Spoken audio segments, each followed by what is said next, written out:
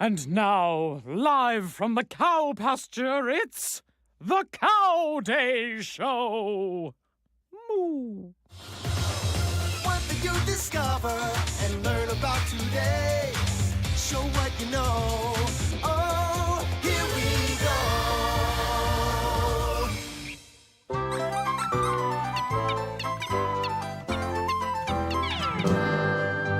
Tigers and lions live in a valley with monkeys and zebras. They run and they feed. I can be with them there in the valley each time that I start to read. In my animal books, I love to look in my animal books. Tyrannosaurus roamed through the jungle. Dinosaurs live in a far distant age. Still I can see them there in the jungle each time that I turn a page. In my animal books, I love to look in my animal books. I can see fish swim deep in the ocean, strange fish not found in a pond or a brook. I can swim with them there in the ocean each time that I read my book. In my animal books,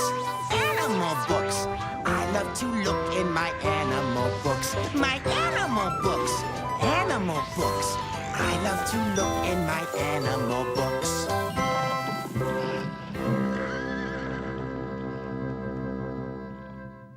Babies.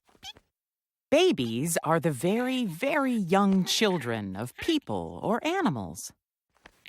Here is a baby cow, which we call a calf, a baby pig, which we call a piglet, a baby chicken, which we call a chick, and a human baby, all posing with their proud parents. Aren't those babies adorable? About letters, sounds, and words. Show what you know. Oh, here we go.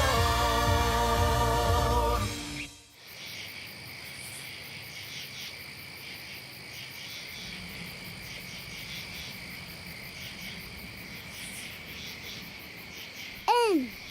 Nest.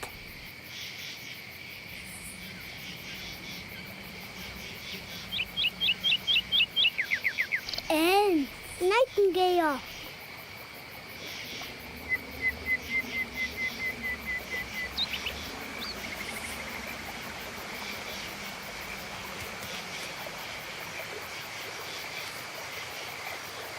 N. Newt.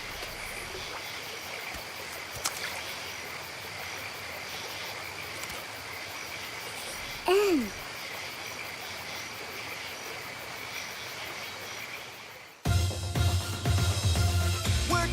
Numbers is so much fun. Let's count along with everyone. Here we go.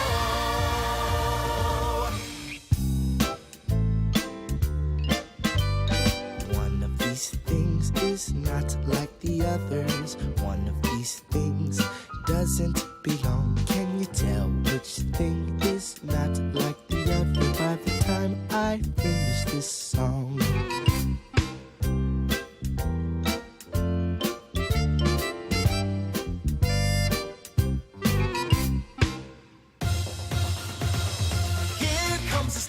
And it's guaranteed to be the kind of story that you like to read. Here we go. The Crazy Neighbors. The author is Mary Conway Vaughn. The illustrator is Brian Zager.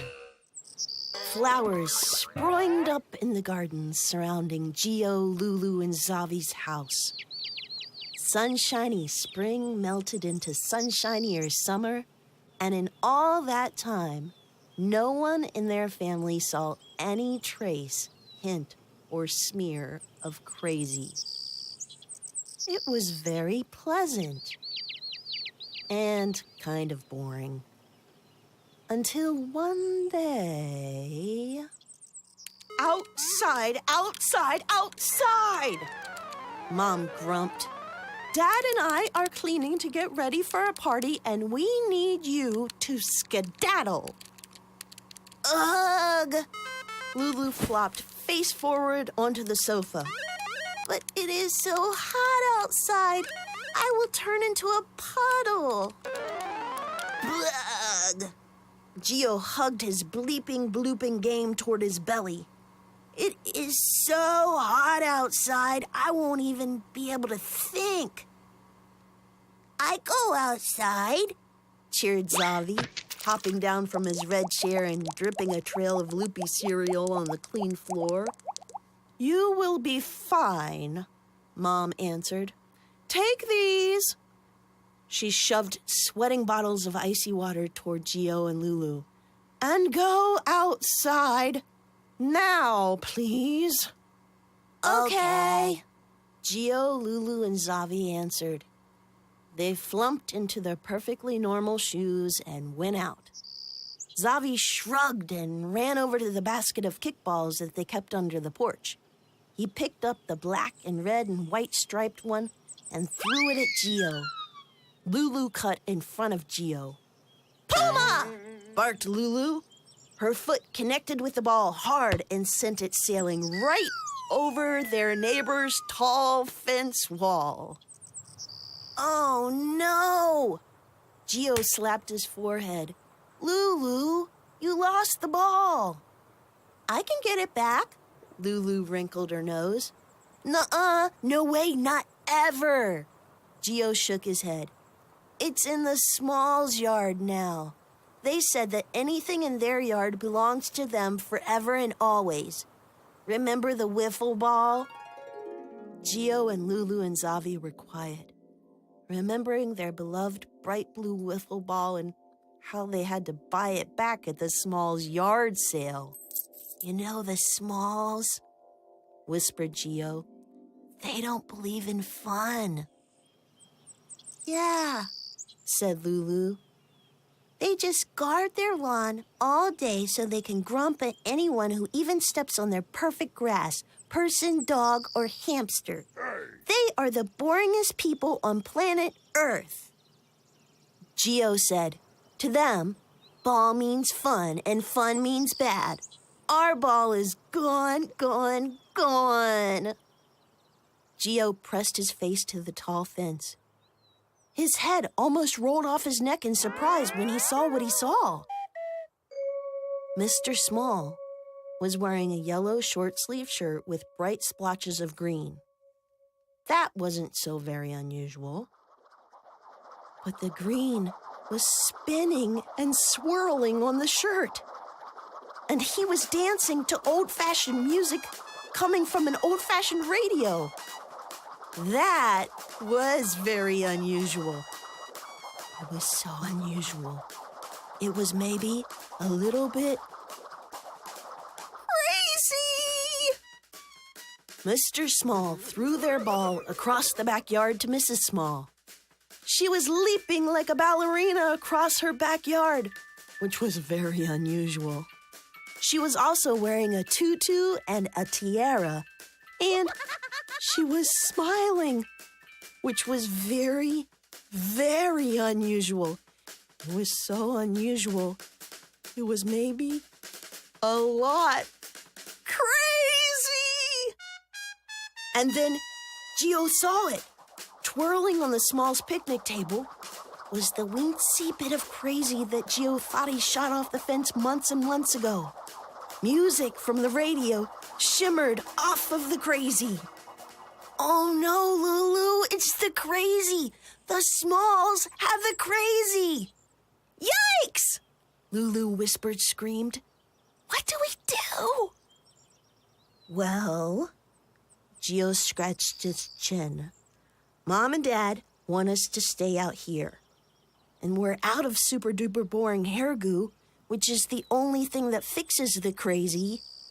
So maybe we need to go buy some more. Well, you are allowed to ride your bike, and you are allowed to leave the yard. I think you should go to Uncle Yunkle's pharmacy and get some more of the super-duper boring hair goo. Good idea, Geo nodded. I'll be right back. Geo ran toward the garage and got his bike. He snapped on his helmet and pedaled the 4 blocks to Uncle Yunkle's pharmacy. The pharmacy doors swished open, and he ran to the pharmacist's counter. How nice to see you, said Uncle Yuncle, but Geo didn't have time for chit-chat. Quick, he gasped. I need super-duper boring hair goo. Do you have a prescription? Asked Uncle Yuncle. A what? A prescription.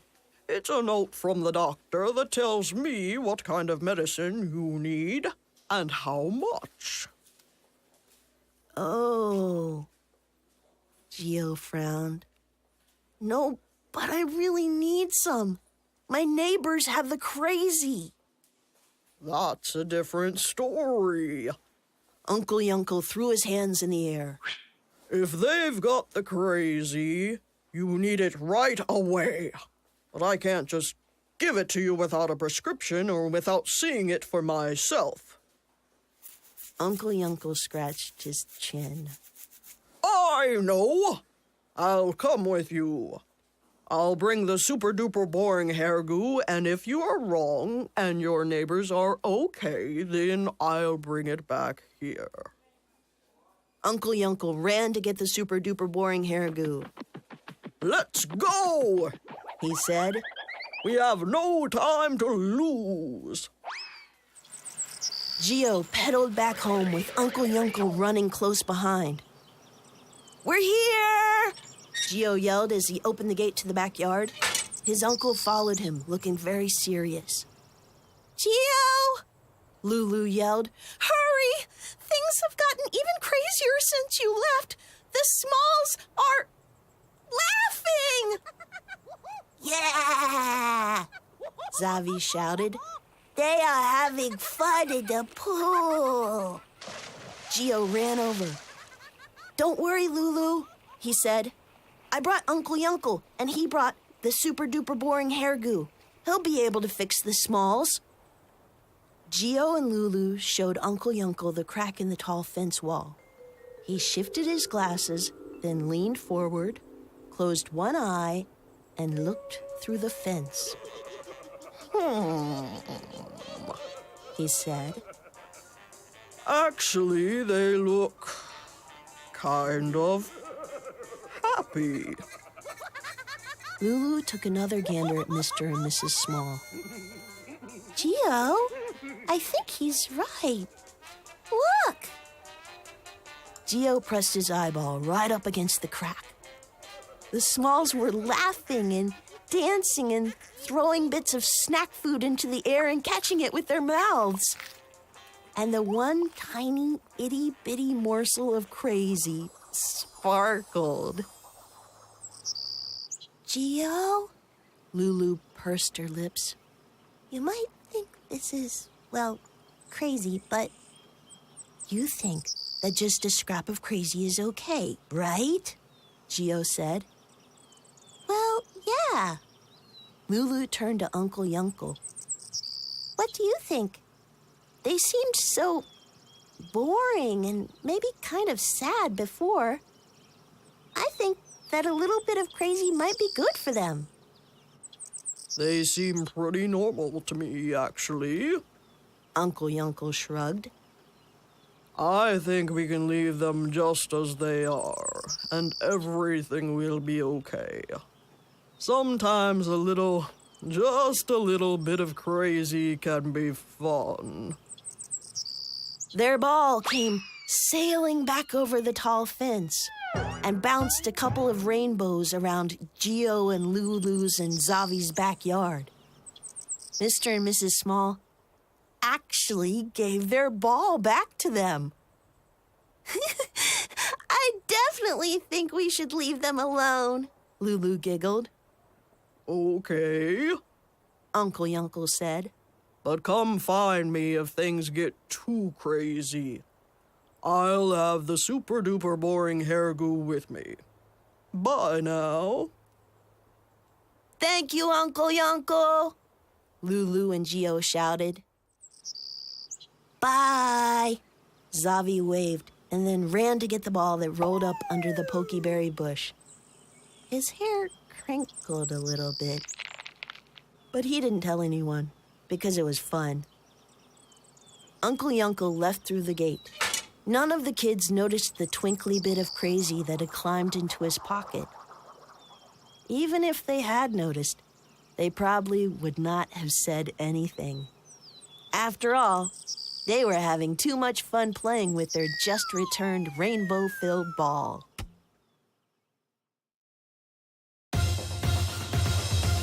Get on up and move around. It's good for you. Let's sing and get down. Oh, here we go.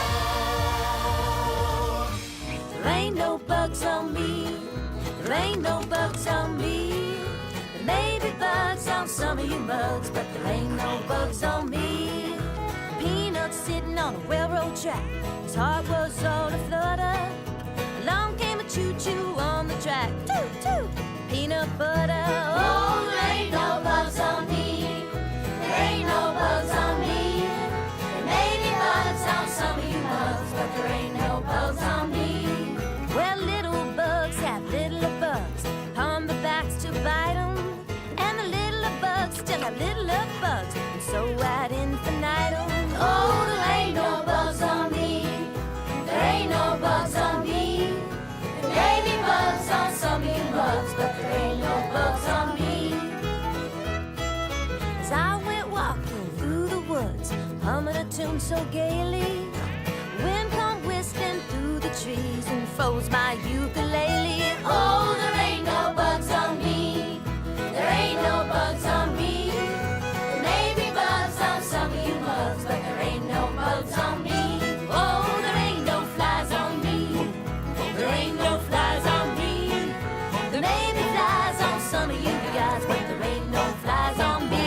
Oh, there ain't no lobsters on me. There ain't no lobsters on me.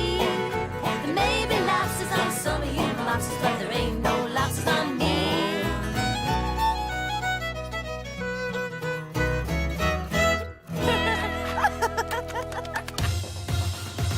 Your family is proud of you, and curiosity is too. Now lift your star and watch